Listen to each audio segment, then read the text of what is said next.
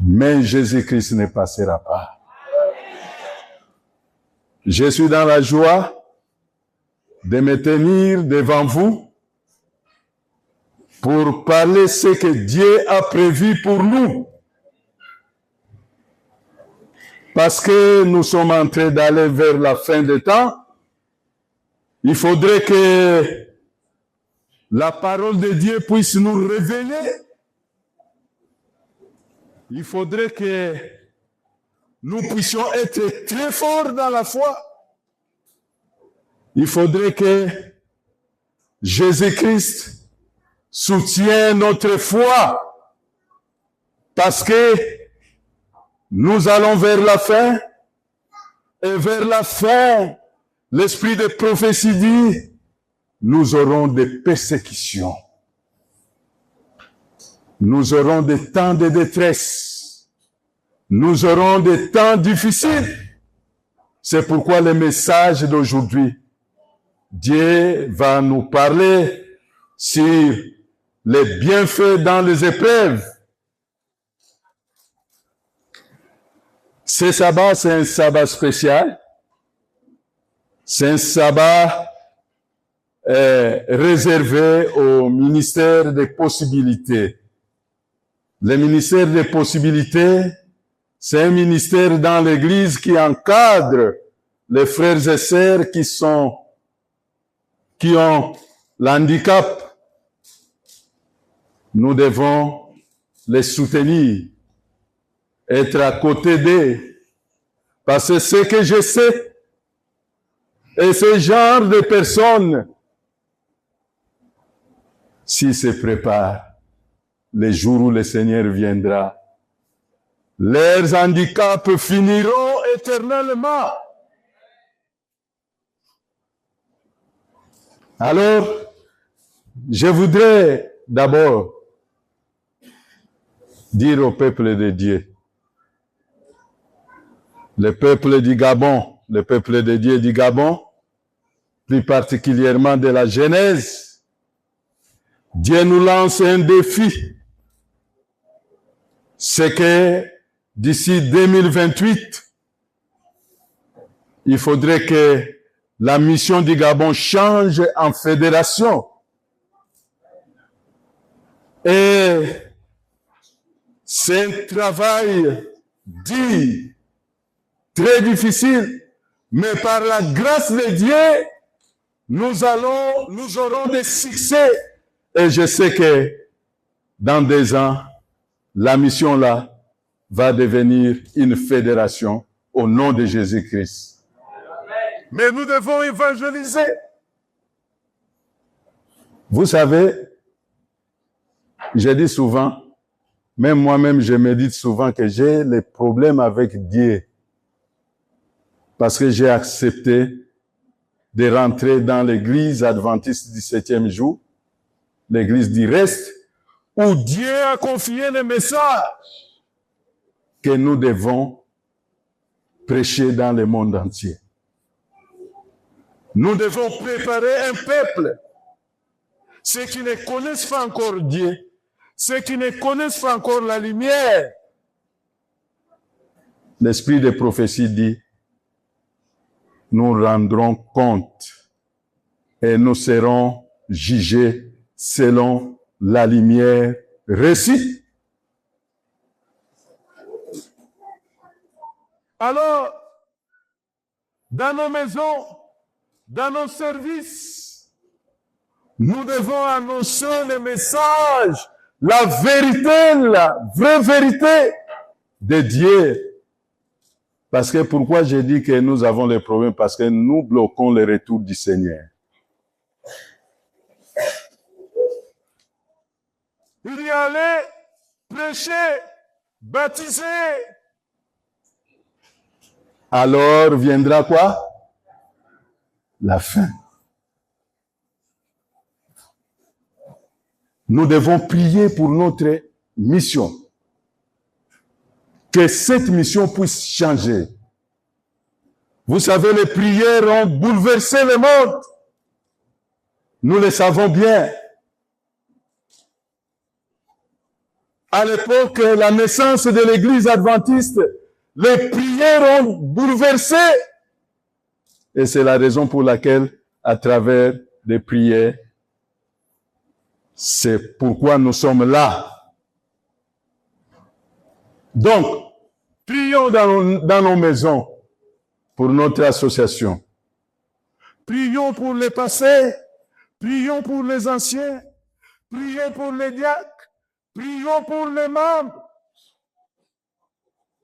pour que tous nous nous levons pour aller prêcher la bonne nouvelle du royaume des cieux, parce que bientôt le Seigneur arrive. Si nous bloquons, mais le Seigneur va changer. Il va utiliser n'importe qui pour achever la mission de Jésus-Christ. Et surtout que l'esprit de prophétie dit, ce sont les laïcs qui achèveront les messages. Les laïcs, c'est vous, c'est moi. Nous ne pouvons pas nous asseoir. Réveillons-nous. Alors ça, c'était l'entre-parenthèse. Maintenant, aujourd'hui, Dieu veut parler à quelqu'un dans cette salle. Les bienfaits dans les épreuves, ou autrement dit, les bénéfices des épreuves, les avantages tirés des difficultés, les aspects positifs des épreuves, ce que les épreuves apportent. Il y a des chrétiens, s'il est en pleine épreuve, il tremble. Il parle ici, il parle là, il parle ici. Mais aujourd'hui, vous et moi, nous allons découvrir quelle attitude nous pouvons avoir quand nous sommes dans les épreuves. Mais un enfant de Dieu, un chrétien, doit avoir l'esprit de discernement quand il est dans l'épreuve. La Bible dit, le salaire du péché, c'est la mort. Quand tu pars chercher le péché toi-même et que les conséquences arrivent, c'est différent avec les épreuves. C'est différent. Un enfant d'Olivier doit pratiquer ce qui est écrit dans la parole de Dieu. Mais si tu déroutes et que l'Esprit de Dieu se retire, tu es à la merci du diable et le diable commence à te manipuler, ce n'est pas l'épreuve. Toi-même, tu vas dire que j'ai semé, c'est ce que je suis en train de récolter. Mais les chrétiens, les enfants de Dieu, ceux qui respectent la parole, ceux qui mettent la parole en pratique, quand l'épreuve arrive, ils doivent comprendre que ça, c'est l'épreuve. Et quand tu comprends cela, tu dois être dans la joie. Oh, d'autres personnes vont me dire, comment ça? Moi, je souffre, je dois être dans la joie. Alors, ce matin, nous allons avoir un peu de témoignages. Les gens qui sont passés dans les épreuves et après, Dieu les a soutenus et à la fin, ils étaient bénis. Et ici, on nous dit ceci, c'est Georges Matheson est un pasteur, auteur, compositeur de cantiques, prédicateur écossais, surnommé le prédicateur aveugle. Il commença à perdre sa vie très jeune et était presque complètement aveugle à l'âge de 20 ans. Lorsqu'il annonça la nouvelle à sa fiancée, celle-ci refusa de passer sa vie avec un mari aveugle. Et il ne se maria donc jamais, malgré les difficultés liées à son handicap. Mattesson reconnut la valeur des épreuves que Dieu permit dans sa vie et l'exprima dans sa prière. Il a fait une prière. Il dit, mon Dieu, je ne t'ai jamais remercié pour mon épine. Je t'ai remercié 1000 fois pour mes roses. Mais pas une seule fois pour mon épine. J'attendais un monde où ma croix serait récompensée, mais je n'ai jamais considéré ma croix comme une gloire présente en soi. Apprends-moi la valeur de mon épine. Voilà la prière. Est-ce que nous remercions Dieu seulement quand nous sommes dans la joie? Et quand les épreuves arrivent, c'est fini. C'est ce que le pasteur là avait fait. Mais il a demandé à Dieu, montre-moi, apprends-moi la valeur de mon épine. Notre frère a lu dans Jacques chapitre 1, verset 2, mes frères, considérez comme un sujet de joie complète les diverses épreuves que vous pouvez rencontrer. Autrement dit, le verset là nous dit, les difficultés peuvent devenir des instruments de croissance spirituelle. Elles purifient la foi, elles développent la patience et rapprochent de Dieu. Et l'épreuve on nous invite à voir l'épreuve non seulement comme un combat, mais aussi comme une occasion de la transformation intérieure.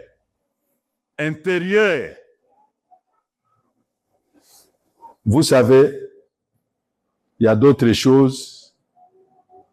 Quand Dieu veut te bénir, il te fait passer par l'épreuve. Pour voir, est-ce que cet enfant a la foi solide?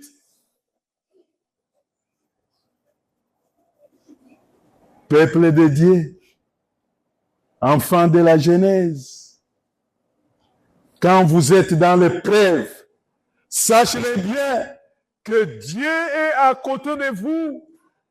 Il faut avoir l'esprit de discernement pour comprendre que Dieu me réserve une bénédiction à la fin. Alors, dans Jacques chapitre 1, verset 1, on nous dit, les 12 tribus dans la dispersion. Vous savez, les enfants d'Israël étaient dispersés. Les autres à l'est, les uns à l'ouest. Ils étaient dispersés. Mais là où ils sont partis, ils étaient dans les difficultés. Ils avaient les épreuves. Mais ils n'ont pas abandonné Dieu. Il y a des fois, c'est bon que tu sois éprouvé pour renforcer ta foi. C'est pourquoi le message là est prêché aujourd'hui. Parce qu'il y a quelque chose qui nous attend. Les détresses, Jésus-Christ avait parlé de ça. des persécutions, il faut que chacun de nous, chaque chrétien, doit passer dans l'épreuve pour renforcer la foi. Et quand les choses viendront, tu seras debout en regardant Jésus-Christ. Alors, les enfants d'Israël qui traversaient des épreuves et des difficultés, ces épreuves englobent les troubles et les défis auxquels nous sommes confrontés dans ce monde déchu, tels que la maladie. Oh, moi, je suis malade. Je suis hypertendu. Je suis diabétique. Tu pars ici, tu pars. Tu passes là, tu pars. Mais tu oublies que Jésus-Christ est là. La maladie, c'est ton épreuve. Laissez-moi vous dire une petite histoire. Ma voisine, c'est depuis l'année où on a dit il faut les groupes dans nos maisons. Quand je pars, je dis ma sœur, j'ai une bonne nouvelle à t'annoncer. La parole de Dieu. Oh, attends d'abord. Attends d'abord. Jusqu'à tel point, on a fait 1 an. Mais moi, j'ai continué à prier. Un jour, j'ai sauté pour aller au travail. Ça ne fait pas longtemps. Elle a fait un faux pas au niveau de sa porte de la maison. Dès que je passe, Papa Samy, viens! J'ai mal, je n'arrive pas. J'ai glissé là, j'ai mal. J'ai dit, rentrons d'abord dans la maison. La maison qu'elle refusait que je rentre. Et les jours-là, je suis rentré. Et quand j'arrive là-bas, j'ai dit, bon, attends, moi j'arrive. Je retourne dans ma maison, j'ai pris la bombe. Je suis arrivé, je dis, je vais prier pour toi. Oui, papa, oui. Je vais prier pour toi et je vais te frotter la bombe. Tu vas bien dormir. J'ai prié.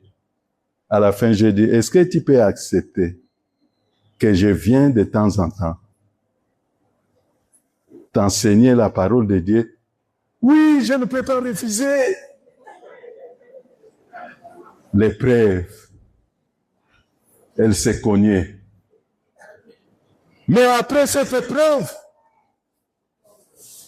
je n'ai pas le temps. On avait commencé les séances. Il y a des fois, je n'ai pas le temps. Elle est déjà guérie. Peuple de Dieu, je vous ai dit, quand Dieu veut te bénir, il t'amène dans un chemin compliqué. Mais si tu tiens jusqu'à la fin de cette épreuve, vous verrez que Dieu va vous bénir. Amen. Et c'est comme ça que les enfants d'Israël, les 12 tribus, je disais, la maladie, la pauvreté, la perte des proches, les catastrophes, la persécution et bien d'autres peuvent vous arriver. Tellement. Et puis, quand Dieu va sonder ta foi, il voit que l'enfant là m'aime beaucoup. Mais sa foi là, il y a des fois. Ah donc, pour qu'il puisse me connaître bien que je suis Dieu, il doit passer par l'épreuve. Et les épreuves peuvent se succéder. Épreuve par épreuve. Épreuve par épreuve. Mais en ce moment, on nous conseille, nous devons être dans la joie. Parce que nous savons que Jésus-Christ est là.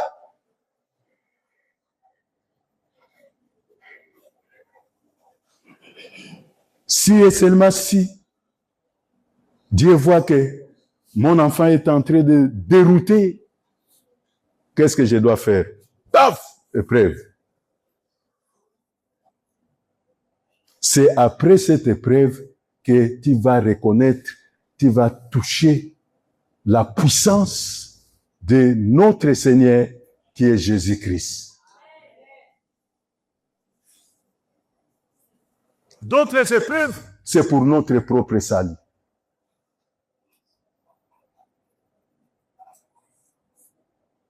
Parce que tu verras, la personne viendra témoigner ici en disant, Dieu a fait beaucoup de choses.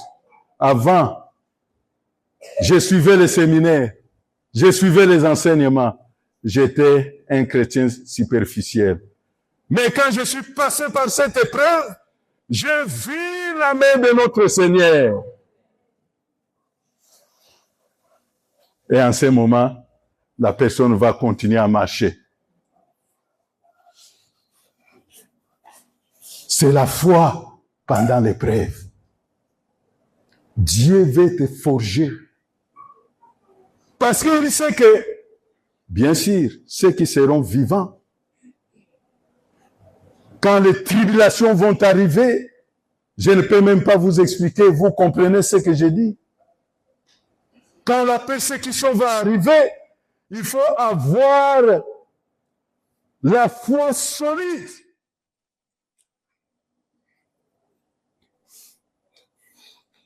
Alors, comment devons-nous aborder les épreuves? Nous les percevons souvent comme des expériences négatives et avoir tendance à les éviter. Est-ce que par ta propre force, tu peux éviter l'épreuve? Jésus-Christ est là, mais toi, tu cherches toi-même à éviter ça. Loin de là, papa ou maman.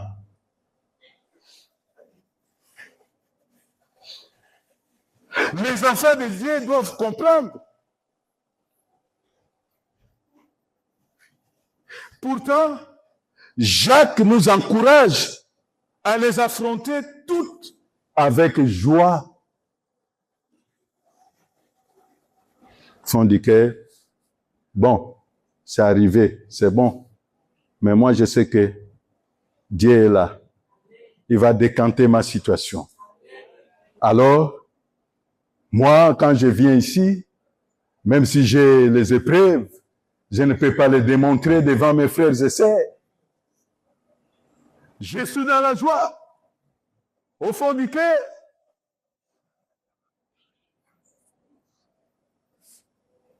Ceux qui sont malades dans cette salle, sachez-les bien.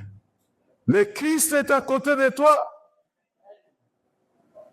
Même si tu trouves la mort, sache-le bien.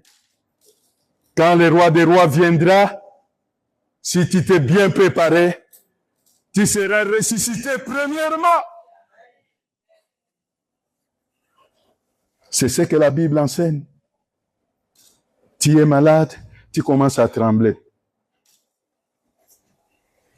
Moi, je dis souvent à ma femme, même si je tombe malade, je décède aujourd'hui. Je n'ai pas, avant même de décéder, je n'ai pas les soucis. Il y a des fois, madame peut me dire, hein, les enfants là. Je dis, quand je vais mourir, est-ce que je saurai que j'ai laissé les enfants? Je ne saurais pas. Parce que l'Église adventiste m'a enseigné que celui qui est décédé n'a point de souvenir avec les vivants. Que la maladie me tue, que les assassins me braquent me tuent. Moi, je sais que quand je vais mourir, je ne saurai pas que j'étais braqué. Alors, nous devons être dans la joie. Quand nous sommes dans l'épreuve, nous devons être dans la joie. La maman est venue nous voir le sabbat passé. Elle dit, mon terrain, les chefs de quartier et les gens de ces quartiers sont en train de vendre mon terrain, là où j'ai enterré mon mari. Ils sont en train de vendre. Quand je pars, moi la vieille, on me pousse. C'est ça les épreuves. Mais à la fin, j'étais content quand la maman dit que il n'y a que Dieu qui connaît. Oh.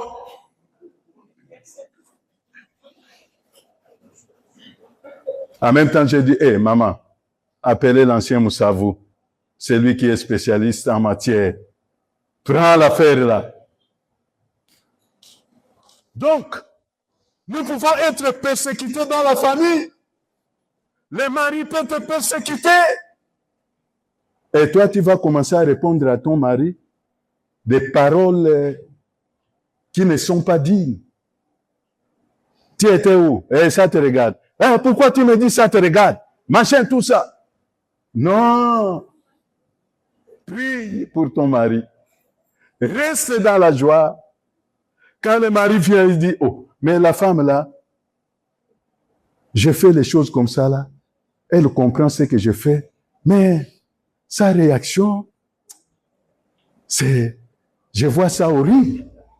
Moi, je croyais qu'elle va me faire. Quand le mari rentre, il dit, chérie, j'ai déjà placé la table. Viens manger. Entre-temps, tu es persécuté par ton mari. Mais il faut être dans la joie. Il faut dire que peut-être cette persécution, Dieu veut amener ton mari à Jésus-Christ. Mais le mari regarde le comportement de sa femme. Pendant cette épreuve, et à la fin, quand tu pries, tout le temps, tu fais ce que la femme peut faire pour son mari. Un autre jour, il dit, ah, ton église là, je vais aller un peu visiter, hein. Ça commence comme ça. Et puis quand le mari arrive, Dieu va toucher son cœur. Peut-être le même jour, le message qui se prêche ici, ça le touche. Il dit, non, je dois abandonner. Je dois demander pardon à mon mari. Voilà ton épreuve. En tant que femme mariée, à payer. Tu as amené un âme. Parce que tu as un bon comportement dans ton mariage. Partout où tu seras. Tu es une femme de valeur. Voilà les épreuves. Quelle est la valeur des épreuves? Quelle bénédiction apporte-t-elle? Premièrement, les plus grandes bénédictions spirituelles surviennent souvent à faveur de nos épreuves les plus difficiles. Mais je ne vous entends pas dire Amen. Je reprends. Les plus grandes bénédictions spirituelles, on dit bénédictions spirituelles, surviennent souvent à travers nos épreuves les plus difficiles.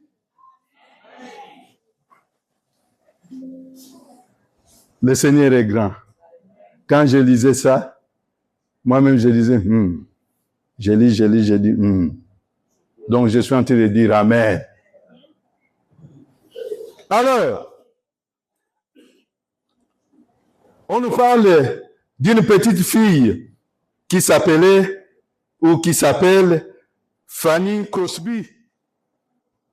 Était une célèbre compositeur de cantiques devenue aveugle à la suite d'un accident survenu dans sa petite enfance.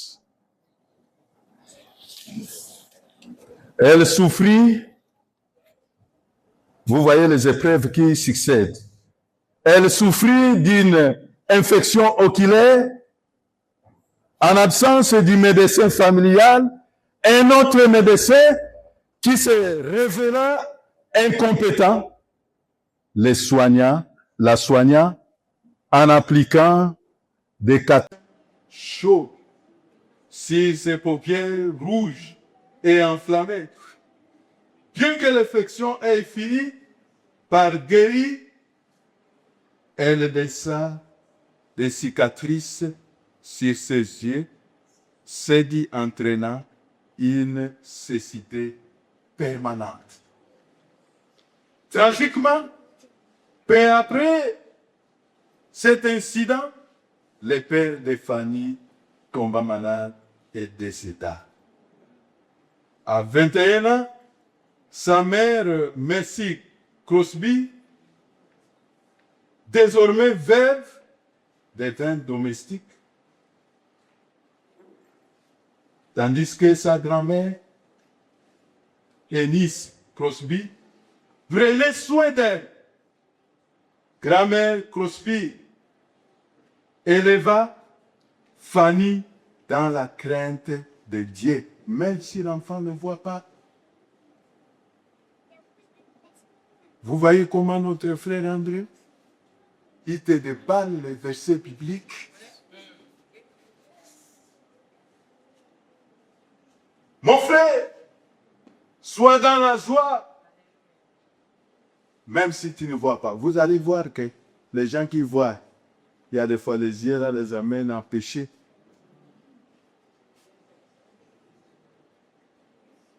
Ce n'est pas que, comme notre frère a un handicap, nous devons les repousser. Non. Dieu a fait que ça soit ainsi. Et je sais que, comme ils déballent souvent les versets bibliques, ils mettent ça en pratique, même s'ils ne voient pas. Les jours où le Seigneur viendra, va l'appeler mon fils André, viens. Et quand André va regarder, il va boire devant lui le Seigneur Jésus-Christ. Que cette fille,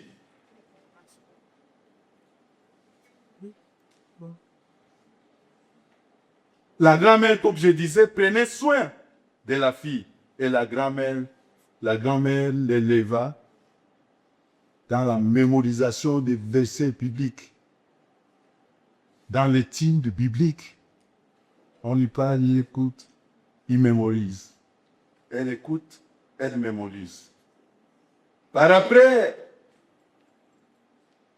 Fanny ne considérait pas sa cécité comme un désavantage, mais plutôt comme un atout. Dès l'âge de 18 ans, elle composa ses petits poèmes.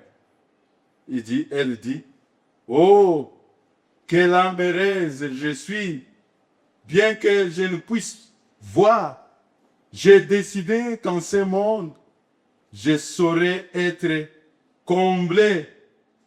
Combien de bénédictions je possède que d'autres n'ont pas. Pleurer et soupirer parce que je suis avec. Loin de là, je ne peux ni ne le veux. Voilà la petite fille. Elle dit, même si je suis aveugle, je me contente de ça. Je sais que Christ est avec moi. Fanny considérait sa cécité comme une manifestation de la providence divine. Il me semblait que la bienveillante providence de Dieu avait voulu que je sois aveugle toute ma vie. Et je te remercie de cette grâce. Voilà. La petite là remercie de cette grâce passée de délit avec. Voilà. Les gens peuvent prendre ça et mais c'est contradictoire. Mais non, c'est ça. C'est ça. Je n'aurais peut-être pas chanté l'hymne à la gloire de Dieu si j'avais été distraite par la beauté et l'intérêt qui m'entoure. Les yeux sont fermés. Il ne verra pas qu'ici, c'est telle place ou c'est telle chose. Non. Or, c'est les yeux qui nous amènent à la convoitise. Voilà. Tant que vous serez dans des épreuves, peuple de Dieu, ne craignez rien. Amen. Et surtout que si tu fais l'examen de conscience, tu dis que je suis innocent. Pourquoi je dis ça? Vis ça comme ça. Dieu lui-même connaît ce qu'il réserve pour toi. Il faut être toujours dans la joie, au fond du cœur. Deuxièmement, c'est à travers les épreuves que Dieu se révèle d'une manière que nous n'avons jamais expérimentée auparavant. Quand Dieu te voit que tu es superficiel, chrétien,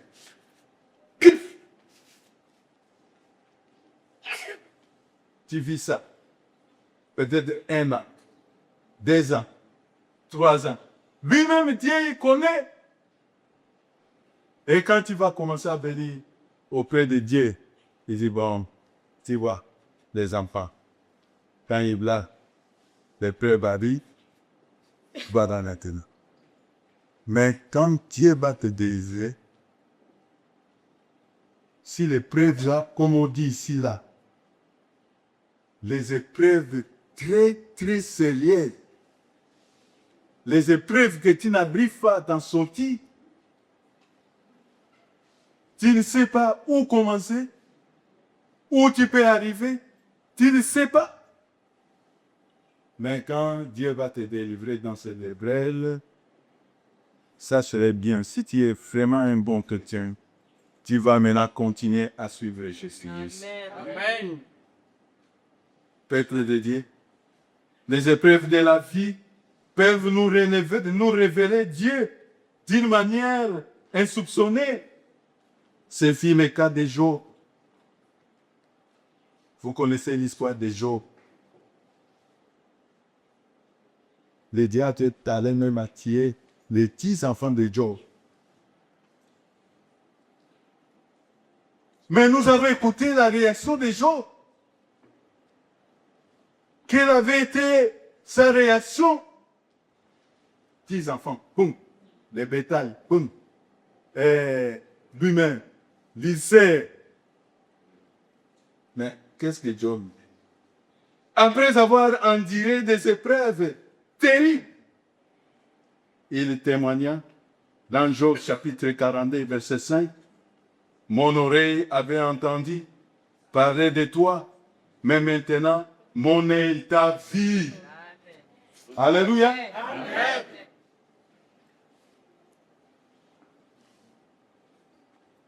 Peut-être tu es dans la salle, qui participe dans les séminaires. Ton oreille écoute, mais ta foi n'est pas encore fondée en Jésus-Christ. Ton oreille écoute quand Dieu fait quelque chose pour que tu rentres en épreuve. C'est là où tu vas voir que donc Dieu t'existe.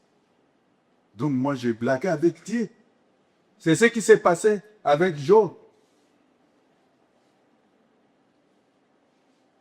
Job a passé de la connaissance indirecte à la rencontre réelle. Vous pouvez connaître Dieu par les enseignements, par les traditions.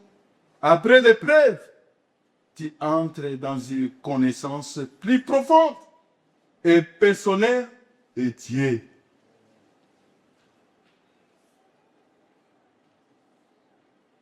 Personne ne peut dire ici là qu'il n'a jamais été éprouvé ou il n'a jamais eu les épreuves. Personne.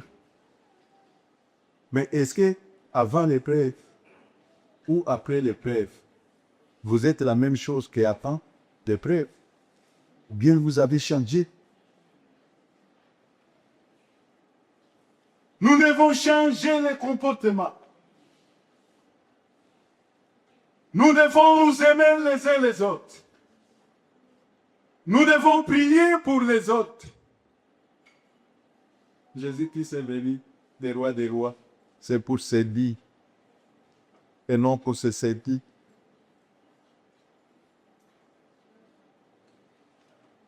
Aidons les frères, les sœurs qui sont en difficulté. Il faut les aider. C'est ça l'enfant de Dieu. Ce sont les membres de l'Église adventiste mondiale. Nous devons soutenir. Alors, John, deuxième personne, John, auteur du voyage du pèlerin, l'ouvrage le plus diffusé au monde après la Bible, fut emprisonné à Bedford pendant 12 ans pour voir prêcher sans autorisation. Nous, au moins, ici au Gabon, on a l'autorisation. Mais nous sommes en train de dormir chez Owa. Dieu a parlé à travers Owa. Réveillons-nous. Atterrissons-nous. Les choses de ce monde passées.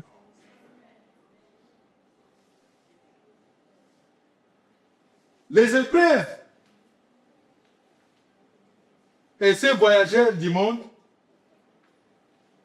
furent emprisonnés pendant 12 ans parce qu'il a prêché la parole sans autorisation. Malgré sa situation, il fit une rencontre avec Dieu d'une manière inédite, évoquant cette expérience bouleversante. Il écrivit « Jamais Jésus-Christ ne m'a parlé aussi réel, aussi présent qu'à cet instant. Ici, j'ai le véritable de ma vie et senti. » Amen. Amen. Vraiment, après le cœur, tu dois croire la main de Dieu. Si tu ne vois pas la main de Dieu, fais le dossier. Qu'est-ce que tu as fait? Parce que ça suit. On te prêche, ne fais pas ça. Dis en tête, tu fais. Et la Bible dit le salaire du péché, c'est la mort. La mort spirituelle. Ça pourra t'amener à la mort physique. Et cela va faire que si tu ne demandes pas pardon, tu iras aussi la vie éternelle. Peuple de Dieu. Troisièmement, Dieu utilise les épreuves pour affiler notre caractère et nous façonner à l'image de Christ. Amen. Quand tu n'as pas encore ton caractère n'a pas encore changé, Dieu va te façonner. Par une épreuve, pour que tu changes.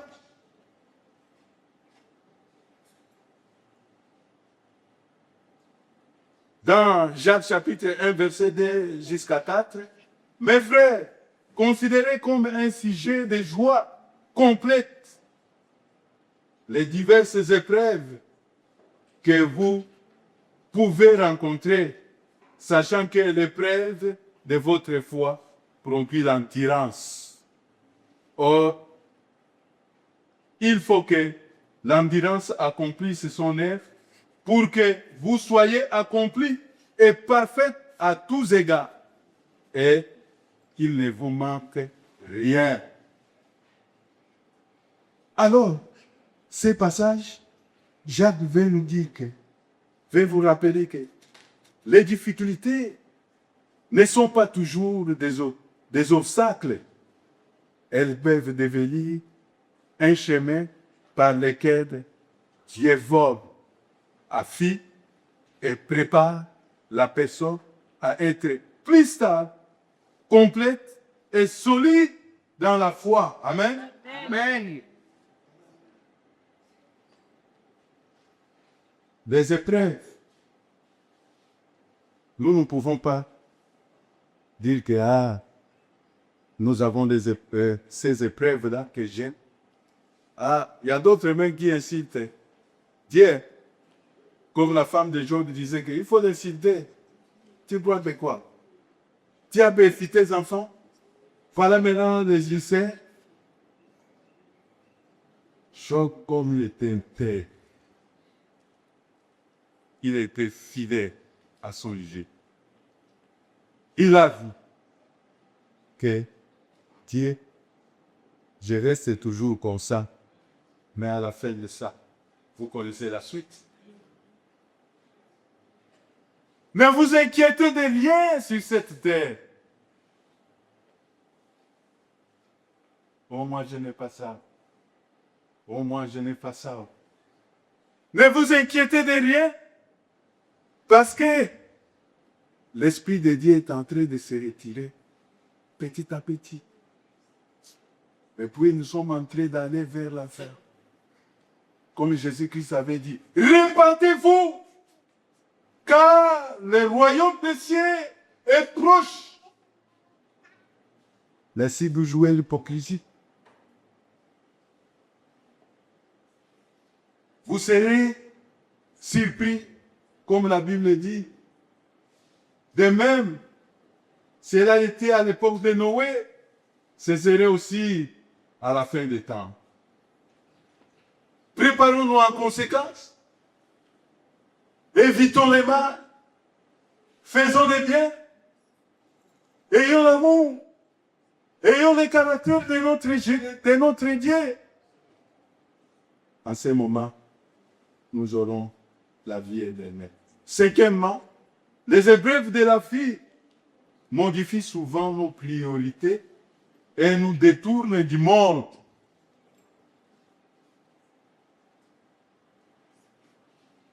C'est pourquoi, moi souvent dans ma prière, j'ai dit, j'ai élevé mes enfants dans la bâtie. Si l'enfant déroute, je conseille. Tu ne comprends rien. Je prends le verset biblique. Je dis, tu ne comprends rien. Mais quand je vais dire, Seigneur, fais une circonstance pour cet enfant de prier. Amen. Je suis fatigué. Fais.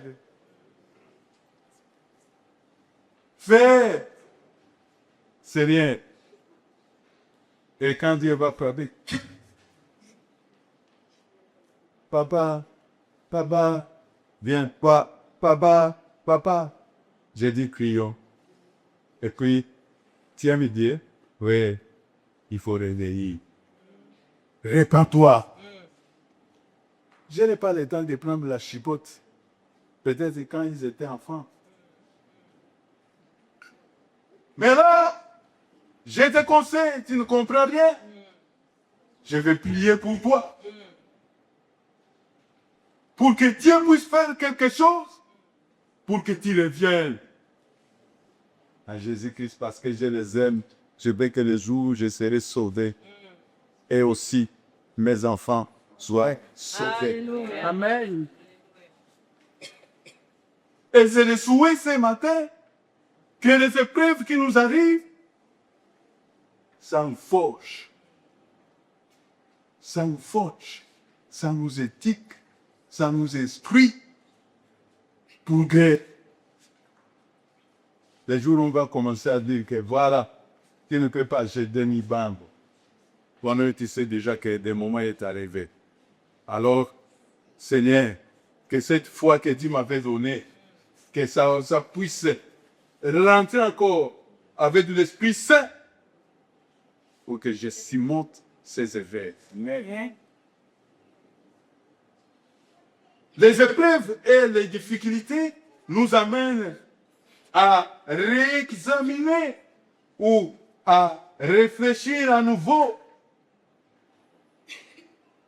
de nos priorités et nos valeurs.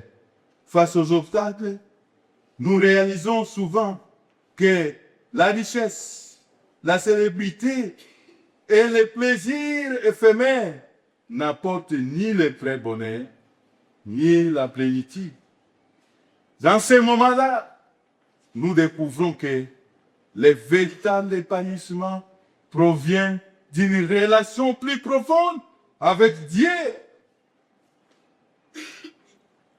Cette relation spirituelle nous procure une joie en essence dira. Elle nous accompagne dans les aléas de la vie.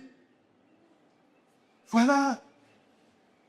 Bientôt nous allons retirer ces messages. Mais peuple de Dieu, le temps est proche. Le temps est proche. Répentons-nous. Demandons à Dieu. S'il y a un péché qui t'accroche, demande à Dieu. Et Seigneur Jésus-Christ te lavera par son sang précieux. Répentons-nous. Sixièmement, j'ai déjà parlé du sixièmement. Notre foi, chaque épreuve offre l'occasion de témoigner au monde que Dieu est réel. Amen. Nous devons témoigner.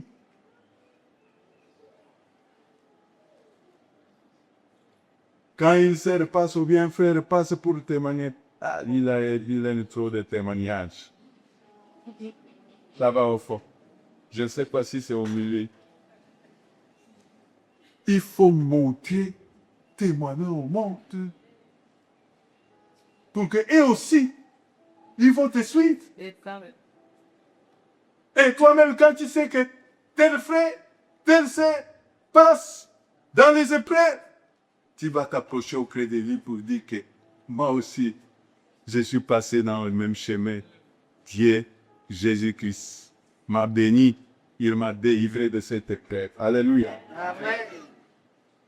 Témoignons.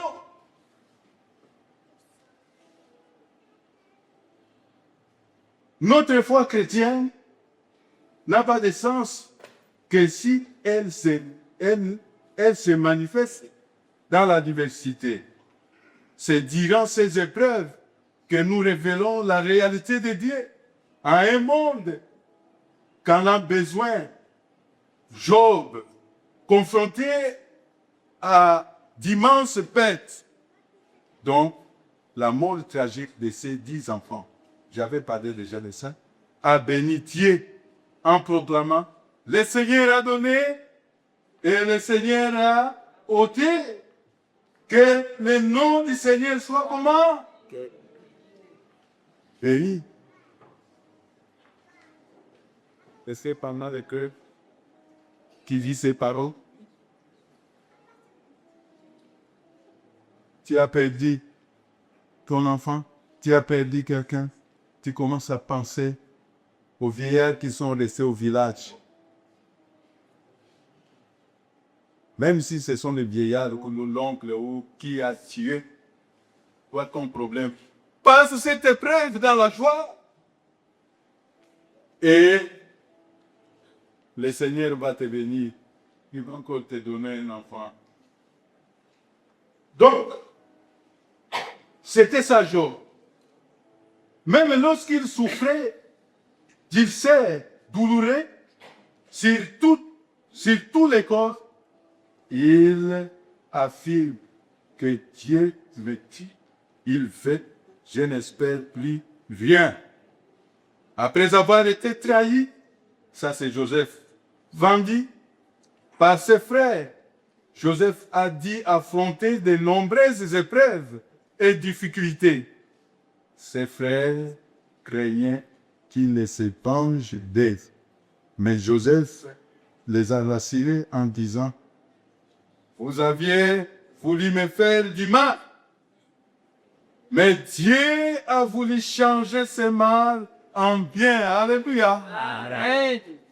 Si quelqu'un te cherche dans ta famille de faire du mal, mais comme tu es un enfant de Dieu, Dieu va changer ce mal en bien.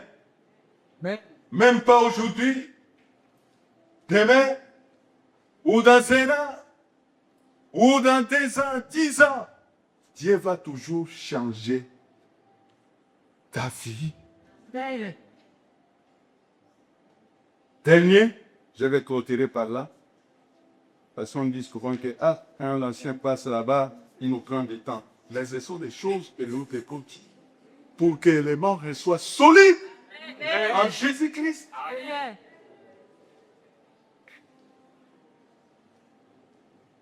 C'est Dieu mes dernier. Dieu nous prépare au ministère à travers les épreuves que nous rencontrons dans la vie. Et j'ai eu certains moments de j'ai vu Dieu. J'ai passé des moments difficiles. C'est fini, Dieu m'a délivré. Moi, j'avance. Je vais servir mon Dieu. Parfois, les épreuves aussi nous amènent dans ça. Dans 2 Corinthiens chapitre 1, verset 3 à 4, Paul écrit, « Béni soit le Dieu et Père de notre Seigneur Jésus-Christ, le Père de toute magnanimité et le Dieu de tout encouragement, lui qui nous encourage dans toutes nos détresses, afin que par l'encouragement que nous recevons nous-mêmes de Dieu, nous puissions encourager ceux qui sont dans toutes sortes de détresses. Dieu nous console dans nos épreuves, non pas pour nous mettre à l'aise, mais pour nous préparer à être à notre tour les consolateurs. Nous serons blessés, mais de même que les grands médecins pansent nos plaies, nous apprendrons à porter secours à ceux qui souffrent.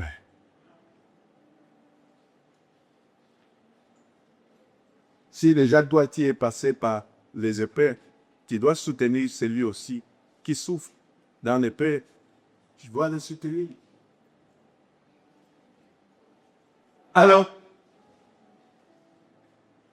pour clôturer, dernière personne, Johnny Tada est une auteure et conférencière chrétienne qui inspire de nombreuses personnes.